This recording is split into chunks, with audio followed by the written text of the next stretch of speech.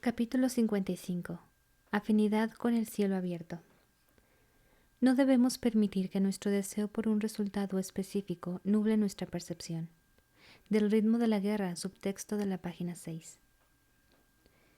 Con luz tormentosa, Kaladin había podido explorar su pequeño escondrijo y lo había encontrado un poco más grande de lo que había creído al principio. Había colocado a Teft en un estante de piedra que se extendía a lo largo de una pared. Lo había lavado, le había puesto el camisón suelto y había colocado la vasinilla en su sitio. Uno de los sacos que Kaladin se había llevado del monasterio, relleno de ropa, se había convertido en una almohada improvisada. Tendría que buscar mantas, pero de momento su amigo parecía tan cómodo como Kaladin podía ponerlo. Teft seguía dispuesto a tomar agua, sorbiéndola de la gran jeringa metálica que Kaladin había llevado. De hecho, daba lengüetazos ansiosos. Parecía tan a punto de despertar que Kaladin esperaba que se pusiera a maldecir en cualquier momento, exigiendo saber dónde había ido a parar su uniforme. Sil lo observaba con un aire solemne, muy poco propio de ella. ¿Qué haremos si muere?, preguntó en voz baja. No pienses en eso, dijo Kaladin. ¿Y si no puedo evitar pensarlo? Busca algo que te distraiga. Sil se sentó en el estante de piedra, con las manos en el regazo. ¿Así es como soportas tú saber que todo el mundo morirá? ¿Te limitas a no pensar en ello? A grandes rasgos, respondió Kaladin, rellenando la jeringa con agua de la jarra de madera. Metió la punta en la boca de Teft y la vació despacio. Todo el mundo muere en algún momento. Yo no, dijo ella. Los Spren somos inmortales. Aunque se nos mate, algún día tendré que verte morir. ¿A qué viene esto?, preguntó Kaladin. Tú no eres así. Ya, sí, claro, no soy así. Sil se colocó una sonrisa en la cara. Perdona. No me refería a eso, Sil, dijo Kaladin. No tienes que fingir. No finjo. He puesto bastantes sonrisas falsas como para que ya no me engañen. También lo hiciste otra vez, antes de que empezaran los problemas en la torre. ¿Qué te pasa? Ella bajó la mirada. He estado recordando cómo fue cuando murió Relador, mi antiguo caballero, cómo me hizo dormir tantos años durante toda la traición. No dejo de preguntarme si volverá a pasarme. ¿Sientes una oscuridad?, preguntó Kaladin, un susurro de que todo irá siempre a peor, y al mismo tiempo un impulso que te incapacita, te desconcierta y te empuja a rendirte y no a hacer nada para cambiarlo. No, dijo ella meneando la cabeza a los lados. Nada parecido a eso, solo una inquietud al fondo de mi mente, a la que no paro de regresar. Es como si tuviera un regalo que quiero abrir y me emociono un momentito, pero luego recuerdo que ya lo abrí y no había nada dentro. Suena a lo que sentía yo al recordar que Tien estaba muerto, dijo Kaladin. Podía acostumbrarme a llevar mi vida como siempre, a encontrarme bien, y entonces me lo recordaba una roca en la lluvia o una talla de madera como las que solía hacer él, y el día entero se me caía encima.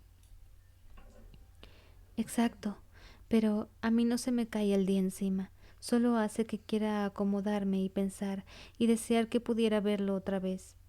Aún me duele. ¿Me pasa algo malo? A mí me parece normal, sano. Estás lidiando con la pérdida, cuando en realidad nunca lo habías hecho antes. Ahora que estás volviendo a ser del todo tú misma, por fin estás afrontando las cosas que dejabas a un lado. Pero acabas de decirme que no piense en ello, objetó Sil. ¿Eso me ayudaría en algo? Kaladin hizo una mueca. No, no la ayudaría. Él ya lo había intentado. Las distracciones pueden ser útiles. Hacer cosas, recordarte a ti misma que hay muchas cosas maravillosas ahí fuera, pero sí que tendrás que pensar en esas cosas en algún momento, supongo. Llenó la jeringa de nuevo. No deberías preguntarme a mí por ese tipo de problemas. No es que se me dé muy bien afrontarlos yo. Es que tengo la sensación de que no debería tener que afrontarlos, dijo Sil. Soy Spren, no humana. Que piense así no significa que estoy estropeada. Significa que estás viva, respondió Caladín. Me preocuparía más que no sintieras la pérdida. A lo mejor es porque nos creasteis vosotros, los humanos, o porque eres un pedacito de divinidad, como siempre dices. Caladín se encogió de hombros. Si existe un Dios, creo que podríamos encontrarlo en la forma en que cuidamos unos de otros. Puede que los humanos, pensando en el viento y en el honor, te dieran forma a partir de un poder amorfo, pero ahora eres tu propia persona, igual que yo soy mi propia persona, aunque mi forma me la dieran mis padres. Sil sonrió al oír eso y caminó por el estante con la forma de una mujer con java. Una persona, dijo. Me gusta pensar así, ser así.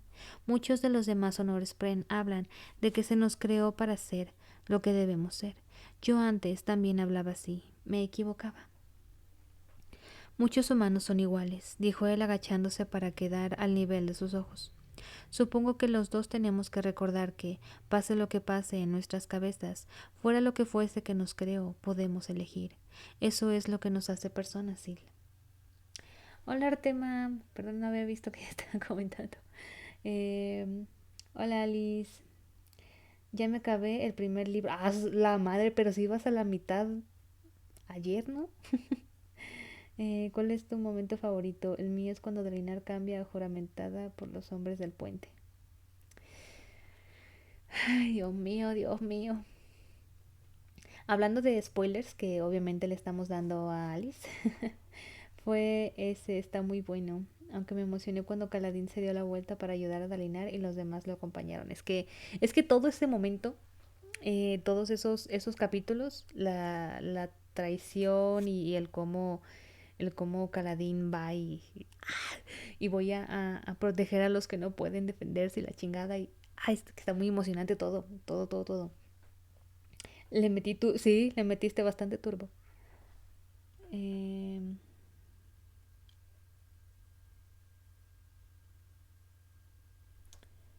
Perdón, estaba viendo otros comentarios. ¿Qué iba a decir? Ah, sí, hablando de spoilers, me leí la sinopsis de Viento y Verdad.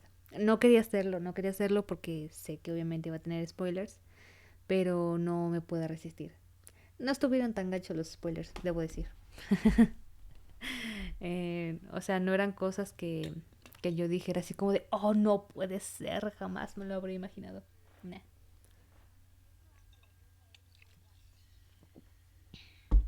Y le dio sentido a la portada.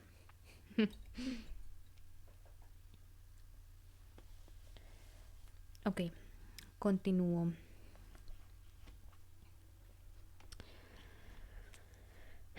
Mm, Ella sonrió y entonces su jabá ganó color de claro azul blanquecino a un azul más profundo, llamativo y diferenciado, como si estuviera hecho de tela real. Se te va dando mejor, dijo él. Los colores son más vivos esta vez. Ella levantó los brazos. Creo que cuando más me acerco a tu mundo, más puedo cambiar. La verdad creí que Shalan sería más relleno que otra cosa, pero al final me quedé como... Es que ese libro por así decirlo, es específico de Caladín. Por eso Shalan está ahí un poquillo de relleno. Pero el siguiente, el de Palabras Radiantes, ese es completo de Shalan.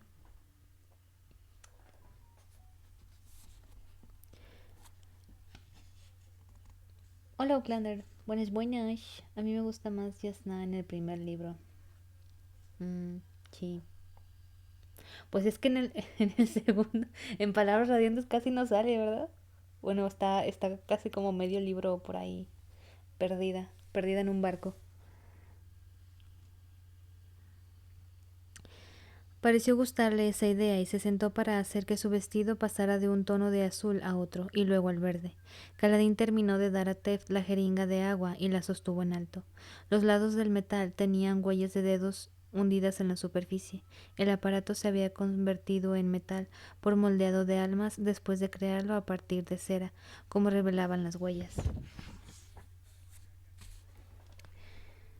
Puedes transformarte en más cosas, dijo. En una jeringa, tal vez. Ya estuvimos hablando de que te convirtieras en otras herramientas. Creo que podría hacerlo, respondió ella. Si pudiera manifestarme como hoja esquilada ahora mismo, podría cambiar de forma para ser como eso. Creo que contigo imaginándolo y conmigo creyéndolo, podríamos hacer más cosas incluso. Es... Se interrumpió al oír un tenue raspar que llegaba desde fuera. Cerca, cerca de la puerta. Caladín cogió de inmediato su bisturí. Sil se puso en alerta y voló por el aire a su alrededor como una cinta de luz. Caladín avanzó despacio hacia la puerta. Había tapado la gema en un lado de la pared con un trozo de tela. No sabía si su luz podría verse desde fuera o no, pero no querían arriesgarse. ¿Qué? Primer libro Caladín, segundo Shallan, tercero Dalinar y cuarto Navani, así es. Solo sé que el 10º y último libro será de Jasnam. Ya liberaron la sinopsis del 5.º libro. Sí, ya me lo leí. No me lo quería leer porque sabía que me iba a dar spoiler, pero no me aguanté. ¿Cómo que decimos si estamos en el 4.º libro, güey? Sí, van a ser 10. Pero los van a dividir en 2 partes, 5 y 5. ¿No has leído la sinopsis, Artema?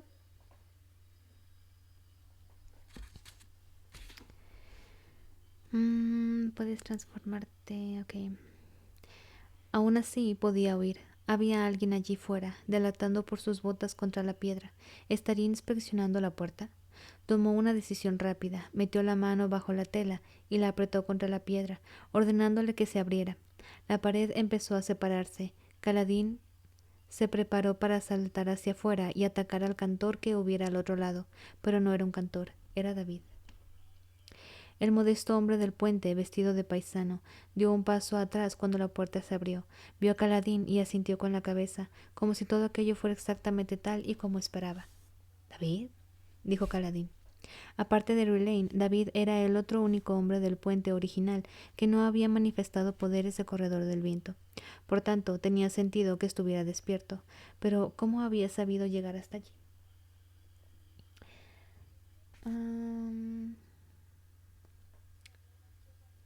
O, o como mismo que será por épocas.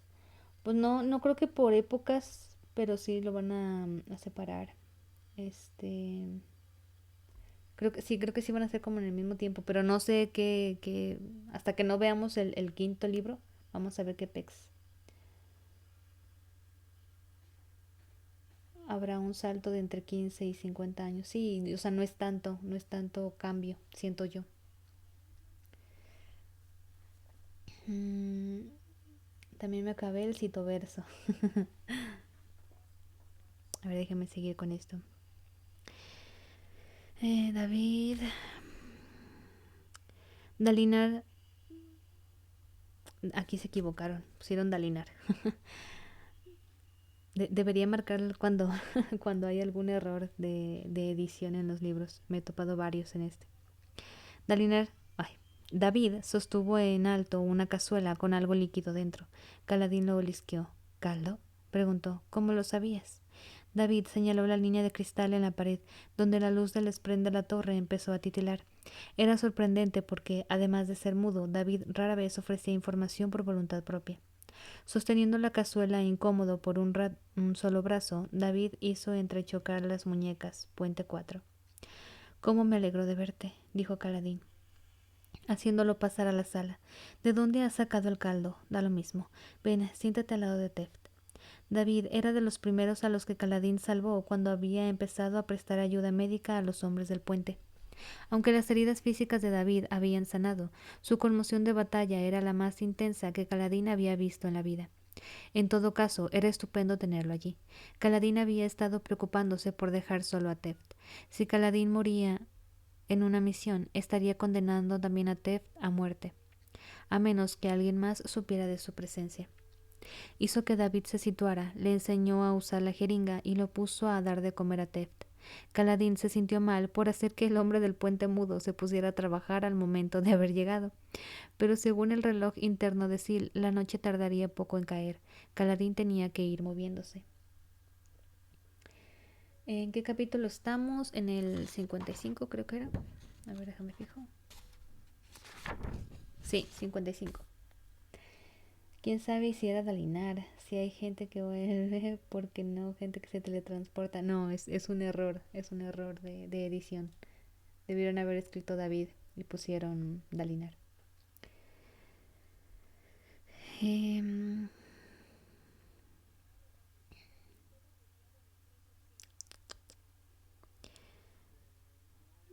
tenía que pensar... Ay, me perdí.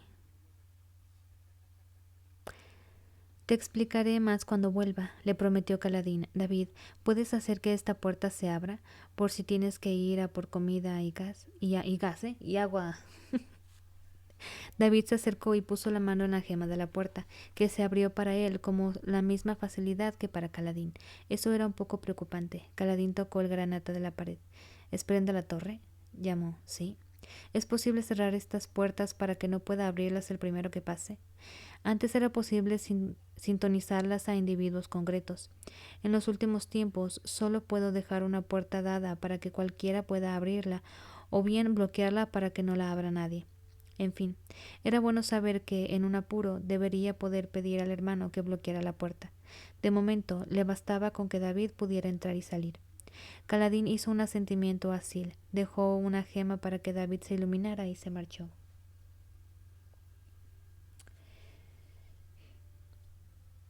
Navani había pedido a Caladín que observara las puertas juradas de cerca cuando las activaban, para ver si averiguaba por qué funcionaban cuando otros fabriales no lo hacían. Por desgracia, Caladín dudaba mucho que pudiera llegar hasta la meseta de las puertas juradas, escurriéndose por los pasillos de la torre. Había logrado meterse en un monasterio apartado de la tercera planta, sí, pero eso era algo muy distinto a los 2 primeros pisos, altamente poblados. Incluso aunque los humanos no estuvieran recluidos en sus hogares, no podría pasearse por ahí sin que lo detuvieran. Caladín, bendito por la tormenta, llamaba la atención. Eso te pasa por estar tan bueno. En vez de eso, quería probar a descender por el exterior de la torre. Antes de aprender a volar, había pegado rocas a la pared de un abismo y trepado por ellas. Así que suponía que podría hacer algo parecido. Saltaba a la vista que el enemigo había ordenado a los celestiales que se quedaran dentro y salía poca gente a las terrazas. Así que llegó a una terraza de la 9ª planta justo al ocaso. Se había atado un saco al cinturón. ¿Qué mandaste, güey? Lo de la sinopsis. Se había atado un saco al cinturón y llevaba en él los 4 cepillos de fregar que había sacado del monasterio. Le había cortado las cuerdas con su bisturí y había dejado una parte de delante plana, pero un mango curvo en el que agarrarlos. Es que como tengo acá un live con el sonido en lo más bajito posible, pero todavía lo escucho. En ocasiones las alertas me desconcentran. Para agarrarlos. Caladín no podía pintar sus manos en un enlace completo, pero para adherirlas a cosas. Lopen siempre estaba pegando su ropa a su pelo, al suelo, pero la piel de un radiante parecía inmune al poder. Quizá Caladín pudiera habérselas apañado con unos guantes, pero las asas de los cepillos parecían más recias. Se asomó desde la terraza y comprobó si había alguien mirando. Ya estaba oscureciendo, dudaba que nadie pudiera verlo en la penumbra, siempre que no absorbiera demasiada luz tormentosa. Al mantenerla sobre todo en los cepillos adheridos a la pared, no brillarían tanto como arriesgarse a que lo distinguieran allí. O al menos el riesgo se le antojaba mucho menor que el de intentar colarse a través de los pisos ocupados. Era mejor probar antes la maniobra sin que hubiera peligro. Caladín sacó un cepillo, lo infundió con luz tormentosa y apretó la cara plana contra una columna de la terraza. Cuando estuvo en su sitio, Caladín pudo colgar todo su peso de él, con los pies balanceándose sin que se soltara de la columna ni el asa se rompiera. Bastará, dijo, recuperando la luz tormentosa del enlace. Se quitó los calcetines, pero volvió a ponerse las botas. Buscó a Celestiales en el aire una última vez. Y luego pasó al exterior del parapeto y se equilibró en la pequeña repisa que sobresalía. Miró hacia las piedras que había muy por debajo, pero se habían perdido en la oscuridad del anochecer. Era como si se alzara al borde de la eternidad. Tiene full spoiler la sinopsis. ¿Cómo te la leíste? Pues así me la leí, güey, pero es que te digo, o sea, los spoilers no eran algo que fue así como de que, oh, por Dios, se me arruinó el final. No, la neta no. Fue como de, meh. Bueno, lo de Tarabangian, siento que fue como lo más fuertecillo, pero fue como de, o sea, sabía que no nos íbamos a deshacer de ti, viejo asqueroso.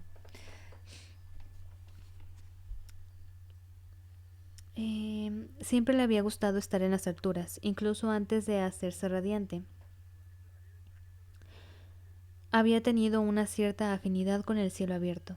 Allí de pie, una parte de él quería saltar, sentir el fragor del viento. No eran tendencias suicidas, no en esa ocasión. Era la llamada de algo hermoso. ¿Estás asustado? Preguntó Sil. No, dijo Caladín. Lo contrario. Me he acostumbrado tanto a saltar desde sitios altos que no estoy ni la mitad de preocupado por eso de lo que supongo que debería. Infundió 2 cepillos y fue hasta el límite izquierdo de la terraza. Allí en la pared de piedra había un camino directo hacia el suelo entre una terraza y otra.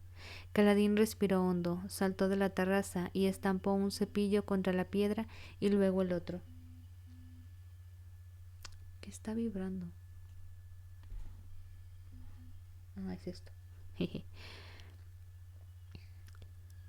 Encontró lugares donde apoyar los pies en la piedra, pero resbalaban.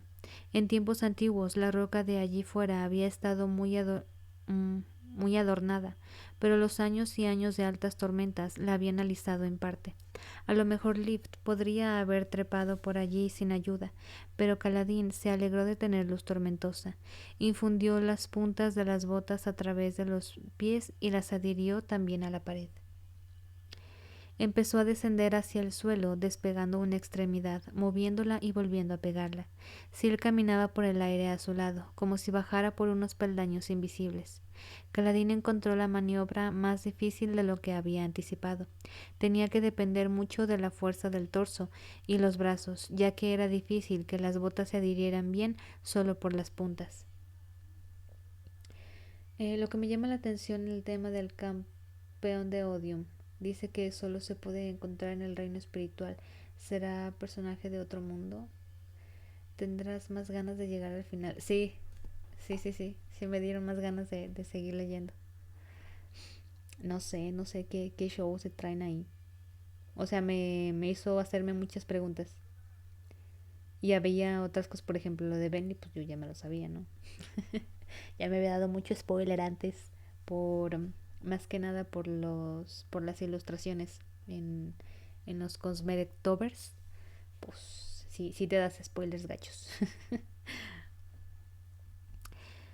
ah, ta, ta. Soltaba un cepillo de la pared para deslizarlo hasta su nueva posición mientras se sostenía solo con una mano y luego movía los pies antes de repetir la operación con el otro cepillo. Incluso siendo radiante ya estaba sudando por el esfuerzo cuando llegó a la 4ª planta.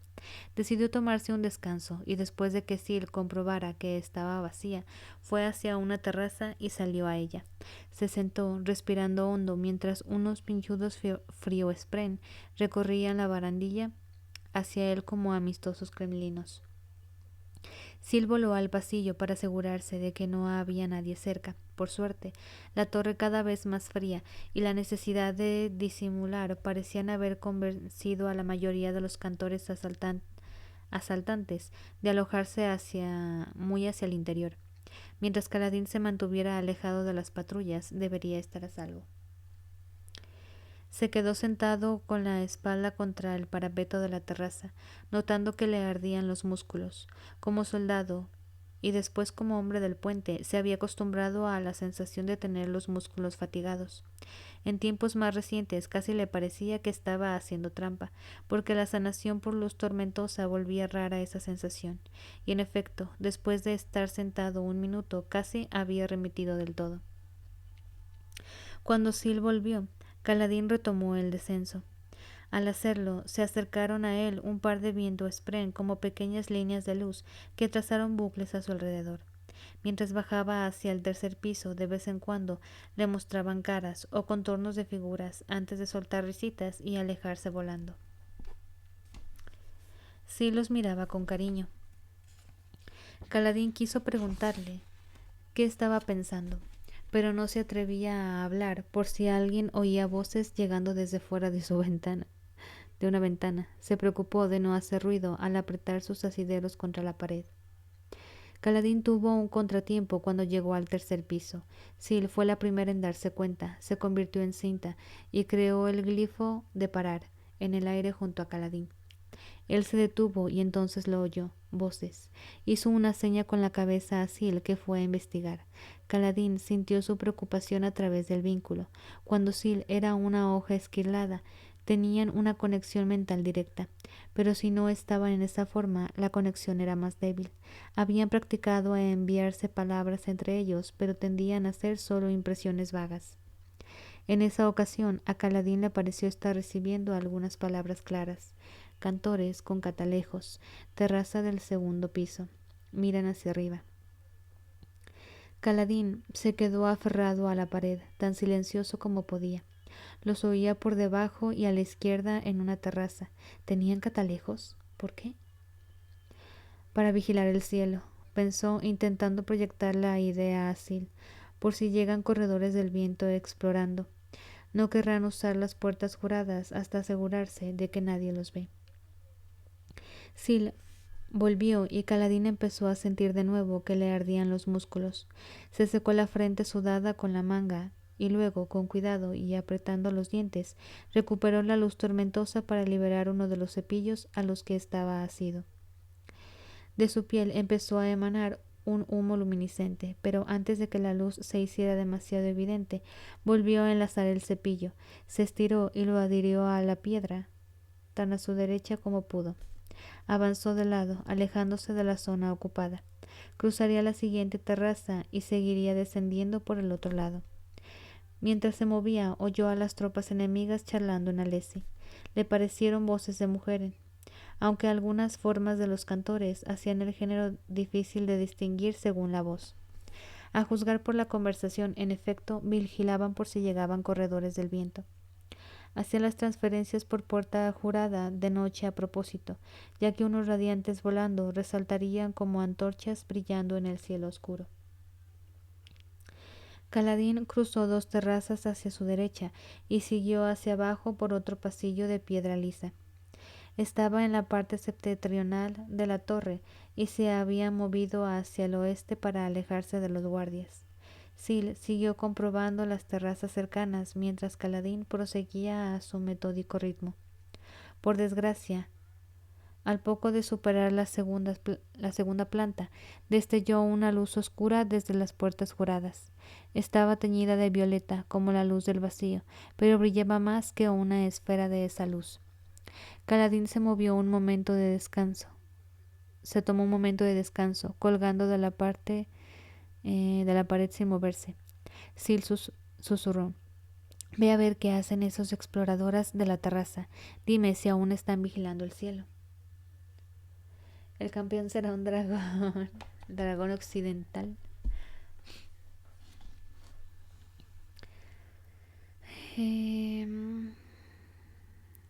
Sil salió volando y regresó al cabo de un momento. «Están recogiendo sus cosas», susurró. «Parece que se marchan». Era lo que Kaladin había temido. El enemigo usaría las puertas juradas con tan poca frecuencia como pudiera, ya que trasladar tropas cantoras dentro y fuera de la torre los expondría a miradas indiscretas. Si las exploradoras estaban recogiendo, era una indicación bastante fiable de que no volverían a usar las puertas juradas esa noche. Kaladin había sido demasiado lento. Pero la puerta había sido un destello de luz del vacío. así que sabía que había hecho algo al Fabrial. Tendría que intentarlo de nuevo al día siguiente. Esa noche había avanzado más lento de lo que pretendía, pero se llevaba una buena impresión del proceso. Con un poco más de práctica, lo más seguro era que pudiera descenderlo bastante rápido, pero acercarse a las puertas juradas le revelaría algo sobre lo que les habían hecho. No creía saber lo suficiente sobre Fabriales. De momento, empezó a trepar de vuelta hacia arriba para ver si era mucho más difícil. Avanzó más despacio, pero las botas apoyadas en la pared ayudaban más. Mientras ascendía, encontró un feroz orgullo en el esfuerzo. Los cambios hechos a la torre habían intentado confinarlo al suelo, pero el cielo era suyo. Había encontrado una manera de regresar a él, aunque fuese menos impresionante. Si lograba, Caladín se detuvo, colgado de sus asideros al caer en la cuenta de que algo lo hizo sentir de lo más idiota por no haberlo visto de inmediato. Las exploradoras de la terraza, susurró a Sil cuando llegó para ver por qué había parado. ¿Qué habría hecho si detectara a corredores del viento en el cielo? ¿Habrían avisado a los otros para que se detuviera la transferencia? Preguntó Sil, para que el color equivocado en el brillo de la puerta jurada no delatara la verdad. ¿Cómo? Preguntó Caladín. ¿Cómo han podido contactar con los que manejan la puerta jurada? ¿Has visto banderas o algo? No, dijo Sil. Estaban allí sentadas, escribiendo en la penumbra. Debían de estar usando una vinculacaña. Una que funcionaba en la torre. Navani estaba intentando descubrir cómo activaban los fabriales el enemigo, y si Caladín pudiera entregarle uno, sin duda, eso le proporcionaría una información más valiosa que la que podría obtener observando las puertas juradas. Sil voló hasta la terraza donde habían estado las exploradoras. Las veo, dijo, han recogido y se han marchado, pero están justo ahí adelante. Justo ahí delante. What the fuck con el adelanto de Yasney Hoyd.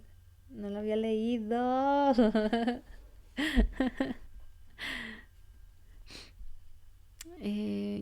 Eso sí, los capítulos de adelanto no los he leído y no los voy a leer. Eso sí, no los voy a leer.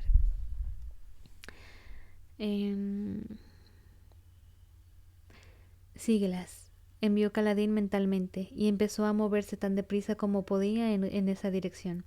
Quizás se hubiera perdido la transferencia de esa noche, pero aún tenía una manera de ayudar, robando aquella vinculacaña. Capítulo 56. Nodos. Pero al buscar, ¿cómo podemos no desear un resultado concreto? ¿Qué científico afronta un proyecto sin una esperanza de lo que encontrará? Del ritmo de la guerra, subtexto de la página 6. Bentley estudió la gran maqueta de la torre. Qué construcción tan compleja, qué obra maestra de la escultura, bañada en la violeta luz de la luna que entraba por la puerta. ¿Para qué le habrían usado los antiguos radiantes hace tantos años? ¿Era una obra de arte olvidada o algo más? Había oído a varios Spren comentando que quizá fuese un modelo a escala para que los Spren vivieran en él. Pero por muy intrincada que fuese, carecía de cosas como mobiliario o puertas. Justo ese adelanto que leí son como 5 páginas y tiene menos spoilers que la sinopsis en sí. Inmediatamente después de lo que sucede. Benny la rodeó y pasó por el centro, donde estaba partida para mostrar una torre longitudinal.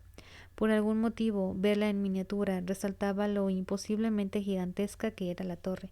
Incluso reconstruida a escala, tenía 2 veces la altura de Bentley. Negó con la cabeza y dejó atrás el modelo para pasar entre los radiantes caídos, que yacían silenciosos en el suelo de aquella gran cámara. A petición de Raveniel, Bentley había encontrado un lugar en el que tenerlos a todos juntos.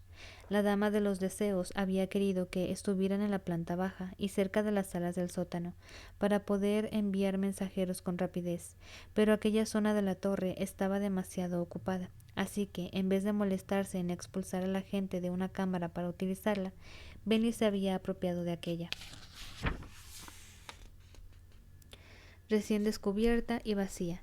Solo tenía una entrada, así que era fácil de proteger, y la ventana proporcionaba luz natural. Había unos 50 en total. Quizá, siendo tan pocos, las fuerzas de Raveniel podrían haber conquistado la torre, incluso si los radiantes hubieran luchado. Quizá no. Aquellos radiantes modernos tenían algo. Los fusionados parecían sorprenderse una y otra vez con ellos. Habían esperado incapacidad, falta de experiencia. Roshar llevaba muchos siglos sin el vínculo radiante. Los nuevos caballeros no habían contado con maestros que los entrenaran. Habían tenido que descubrirlo todo por su cuenta. ¿Cómo les había ido tan bien? ¿Qué? Un día creo, faltan 9 días para el desafío. Pero al menos Sejoid se dio cuenta. Pensé que no lo notaría jamás. Bueno, están hablando ahí de sus cosas. No entiendo.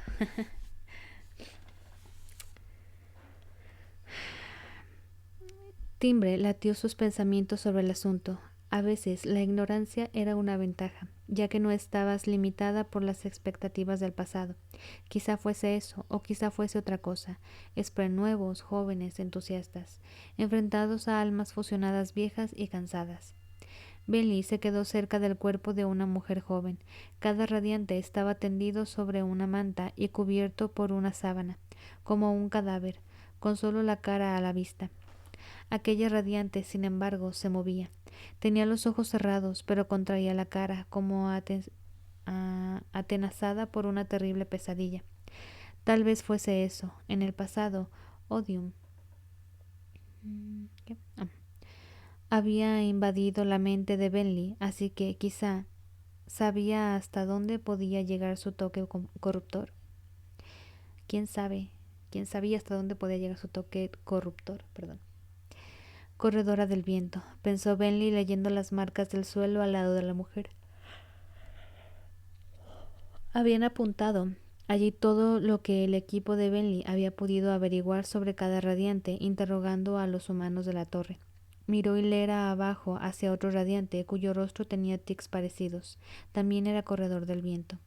Concluyó la inspección y fue a reunirse con Dul. Al final, Bentley no había tenido ninguna dificultad en poner a su gente de más confianza a cargo de los radiantes caídos, ya que Raveniel la consideraba un buen uso para ellos. Los otros corredores del viento, dijo Bentley en voz baja, ¿parecen todos más cerca de despertar? Aventuró Dul a asombro. Sí, así es. Cuando alguien... ¿Qué pasó aquí? Perdón. Cuando algún radiante se mueve, siempre es un corredor del viento.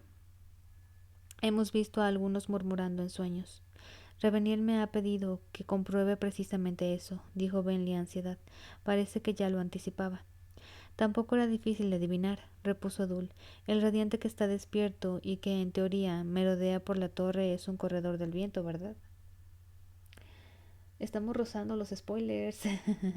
Así es. Rozando los spoilers.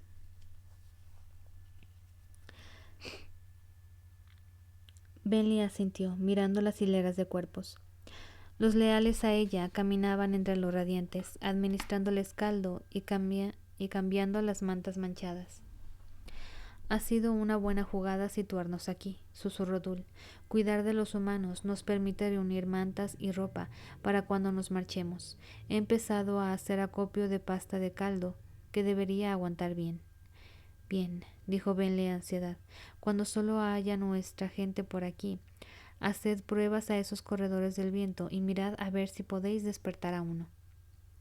¿Y si lo conseguimos? Preguntó Dul a escepticismo. Creo que es una idea espantosa. El primer instinto de Bentley, incluso entonces, fue darle una bofetada. ¿Cómo osaba cuestionarla? Sofocó ese instinto. aunque la advirtiera de que seguía siendo la misma persona egoísta a pesar de todo. Unas pocas palabras no la convertían de repente en alguien mejor. ¿Qué pasó aquí? ¿Qué pasó aquí? A ver, espera un momentito. Se desconectó el internet. A ver si se conecta otra vez.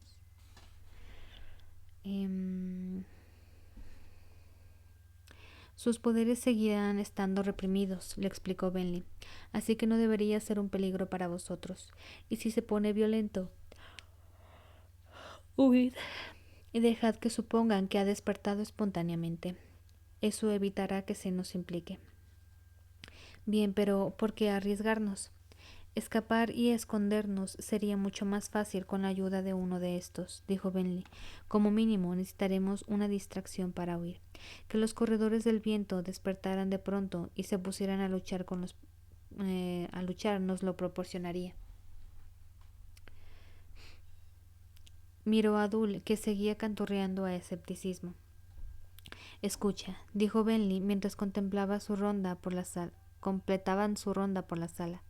No me gustan los humanos más que a ti, pero si de verdad queremos escapar, tendremos que aprovechar todas las ventajas que encontremos. Barrió con la mano la sala llena de radiantes desmayados. Esta podría ser una enorme.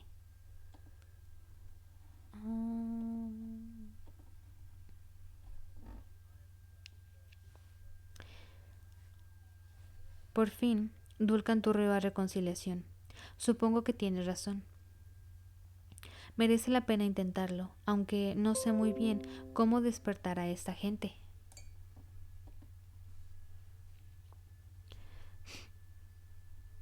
Una disculpa que se desconectó el internet. Lo que necesitamos es un cirujano. Nos vendría bien de todas formas, porque a algunos empiezan a tener llagas y a traer putrispren. Otros no aceptan el caldo, aunque tienen hambre spren zumbando alrededor. Bentley armonizó a Paz mientras se le ocurría una idea. Seguro que puedo proporcionaros cirujanos. De hecho, sé de uno que podría estar dispuesto a apoyar a nuestra causa. Un humano. Está escondido por ciertos asuntos que no debemos revelar, pero creo que podría traerlo aquí para ayudar. Hola, Rag. Voy por algo de cenar, ya vengo. Ahí me traes algo. Dula sintió canturreando a apreciación. Bentley lo dejó allí y salió al atrio, con su largo pozo vertical que ascendía hasta la cima de la torre. No. ¿Cómo que no? ¿Qué? ¿Cómo que no? Pasó junto a varios regios que montaban guardia en el acceso a la sala de la maqueta. Leshwi le había dicho que pusieran al cirujano y su familia en algún lugar seguro. Bueno, pues tenía sentido llevarlos allí. Se aproximaba la hora del toque de queda, así que en el suelo del atrio la gente estaba apresurándose a terminar sus últimas actividades. Los humanos, que ya no estaban recluidos, habían salido reptando de sus caparazones como enredaderas tras una tormenta. Muchos de ellos vivían alrededor del atrio y habían llevado carros para erigir comercios improvisados cerca del inmenso ventanal. Los humanos buscaban la luz del sol como los spren las pasiones. Esa noche caminaban con aprensión y guardaban la distancia con Bentley, como si no pudieran creerse que deberían continuar con sus vidas como si no hubiera pasado nada. Bentley encontró una escalera y subió deprisa, provocando que unas mujeres humanas se apartaran a un lado y diesen leves respingos, atrayendo miedo a Spren con forma de gusanos. A veces Bentley olvidaba lo temible que parecía su forma regia. Se había acomodado en ella y cada vez la sentía más y más como su estado natural, aunque tuviera un vacío Spren atrapado en su gema corazón. En la primera planta, Bentley se dirigió a un punto de reunión cerca de los balcones que asomaban el atrio. Se suponía que debía ponerse al servicio de un equipo de fusionados, por si necesitaban intérprete. Muchos fusionados tenían problemas para hablar con los cantores modernos. Tenía sentido, dado el poco tiempo transcurrido desde su regreso. Lo que Bentley encontraba raro era que algunos, como Raveniel, ya hubieran aprendido a hablar alesi moderno. Bentley llegó al lugar acordado y se sorprendió al encontrar allí a varios profundos. Los extraños fusionados de cuerpos cimbreños y ojos blancos lechosos. Esto ya se acabó. Ojos blancos lechosos que brillaban en rojo desde atrás. Le gustaba pasar el tiempo hundidos en la roca, tanto como a los celestiales volar. A veces Bentley entraba en una sala y encontraba a uno o dos de ellos pasando el rato allí, hundidos en el suelo, revelando solo sus caras con los ojos cerrados. Ay, qué pinche ansia, güey. Esa noche había un grupo de 4, asistidos por unos cuantos cantores comunes que cargaban material. Los fusionados estaban discutiendo entre ellos en su idioma. Ya pensaba que la arena no funcionaría, dijo un profundo arrepentimiento. Sus ritmos sonaban raros, apagados. Tenía razón en esto, deberíais reconocerlo. Hay demasiados fabriales distintos en la torre, dijo otro, y demasiados spren. El dispositivo que buscamos no deja una impresión lo bastante fuerte para ser perceptible, oculto como está.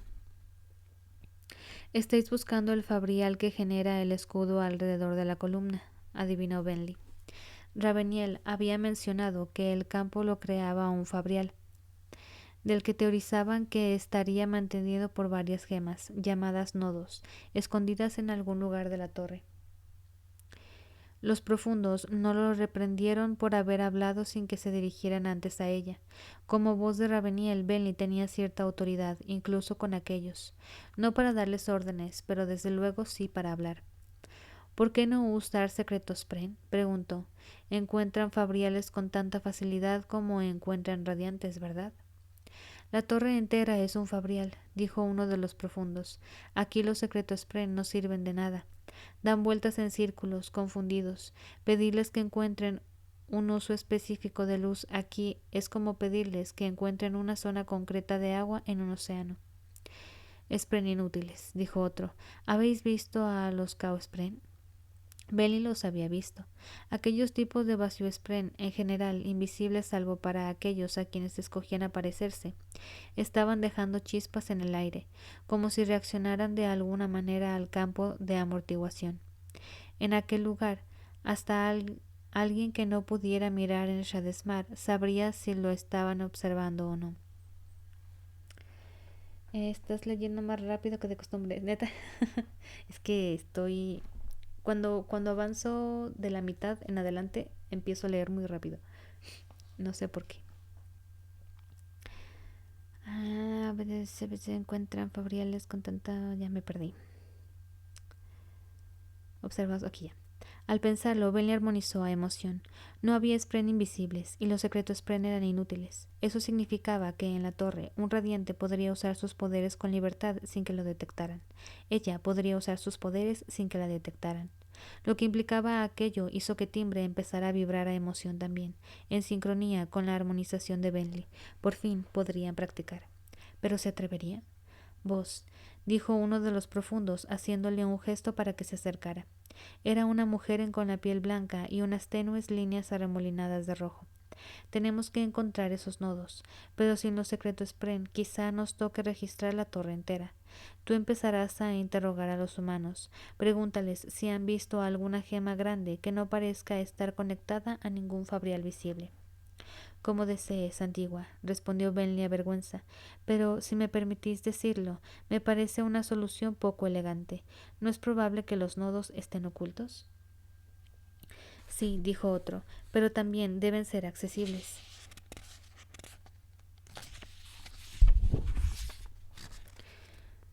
Su propósito es permitir que los radiantes carguen el escudo de luz tormentosa. Aun siendo así, Antigua, me mantengo escéptica, dijo Bentley, suponiendo que los humanos me respondieran con sinceridad. Sospecho que no sabrían nada. No han terminado de cartografiar todas las plantas de la torre, no digamos ya sus lugares secretos. ¿De veras deseáis que pasemos meses hablando con todos los humanos, preguntándoles si han visto algo tan poco preciso como una gema cualquiera? Los profundos canturrearon la destrucción, pero no la contradijeron. Como ocurría con muchos de los fusionados, no se oponían en principio a que los desafiaran si el argumento era válido. Bentley podría aprender de ellos a ese respecto. Es lo que decía yo, insistió uno a los demás. Podríamos pasar años registrando este lugar sin descubrir nada. ¿Los nodos no estarán conectados a la columna de cristal?, preguntó Bentley. Sí, dijo un profundo, por vetas de cristal para transportar la luz tormentosa. Pues podríamos seguirlas, propuso Bentley.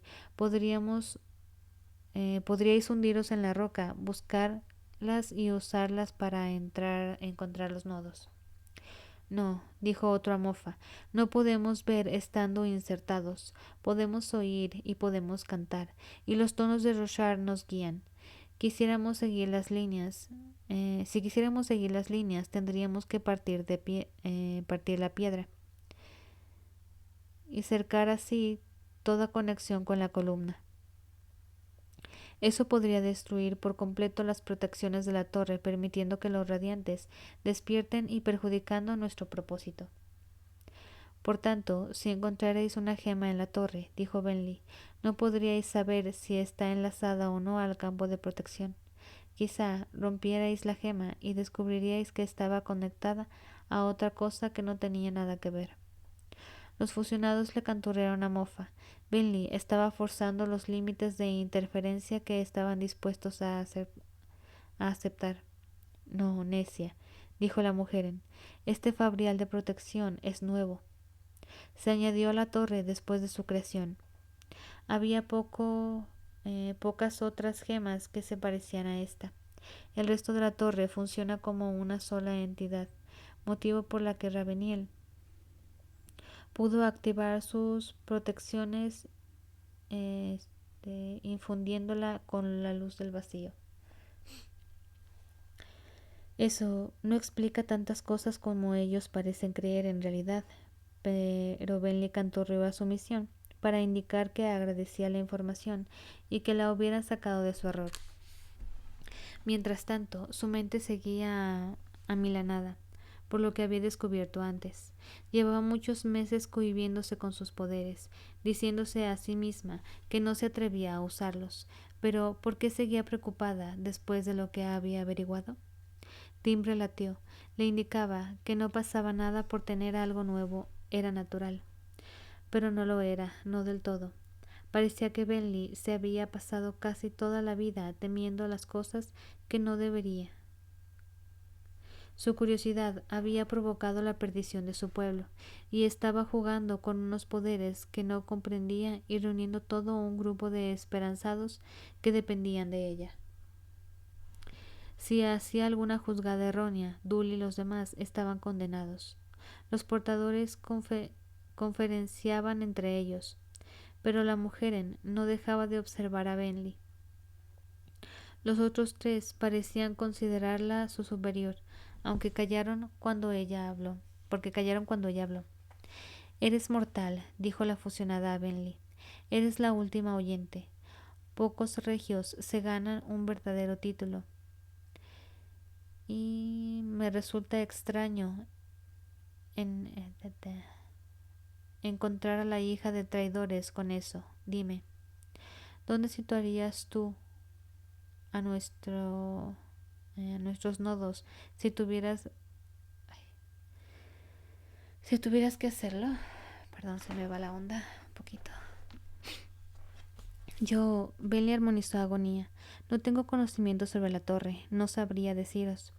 Prueba, la animó la fusionada, inténtalo. Supongo que lo situaría en algún lugar donde resultara fácil proporcionarles luz tormentosa, dijo Bentley, pero donde nadie fuera a buscarlos, o se le ocurrió una idea, pero la silenció. No quería ayudarlos. Cuando más pareciera que corromper más pareciera.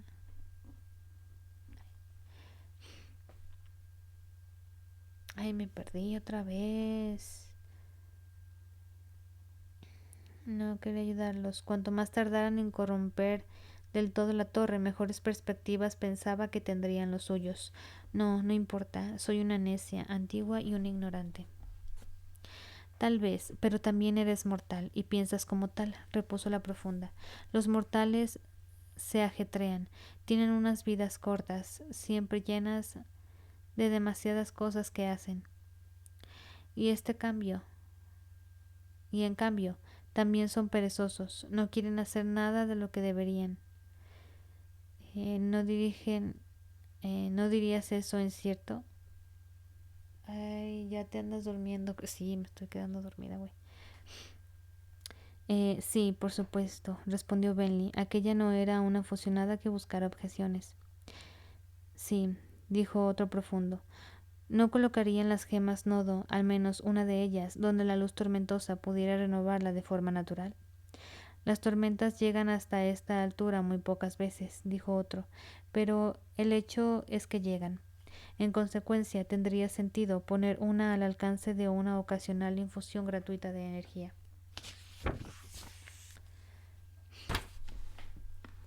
Timbre latió a pena en el interior de Bentley. Era justo la idea que había elegido no compartir. ¿Cuál era el mejor lugar para un nodo? En algún punto del exterior, pero no en las terrazas, donde alguien podría verla, sino a través del atrio, hacia el enorme ventanal. Los profundos parecían haber llegado a la misma conclusión que ella, porque se alejaron fluyendo hacia la pared del fondo para buscar señales de una gema incrustada afuera. Timbre latió a decepción. No intentaba ayudarlos, susurró Bentley. Además, lo han deducido casi todos por su cuenta. Timbre latió de nuevo. Con un poco de suerte, aquello quedaría en nada. Era solo una suposición, al fin y al cabo. La fusionada no le habían dado instrucciones, así que Bentley se quedó con los sirvientes hasta que distinguió una figura conocida que cruzaba presurosa el pasillo. Era Masish, la esposa de Dul, también miembro del círculo de Bentley. Se adelantó deprisa para interceptar a la chaparrada mujer en forma de trabajo que llevaba canturreando, que estaba canturreando a ansiedad. ¿Qué pasa? Preguntó Bentley. Bentley, dijo ella. Bentley, han encontrado a otro. ¿Otro radiante? Preguntó Bentley a confusión. No, no es eso. O sea, cogió a Bentley por el brazo. A otro como tú, a otro oyente. Y se encontraron a Relaine, como sea. Chale. Déjame. Detengo esta grabación.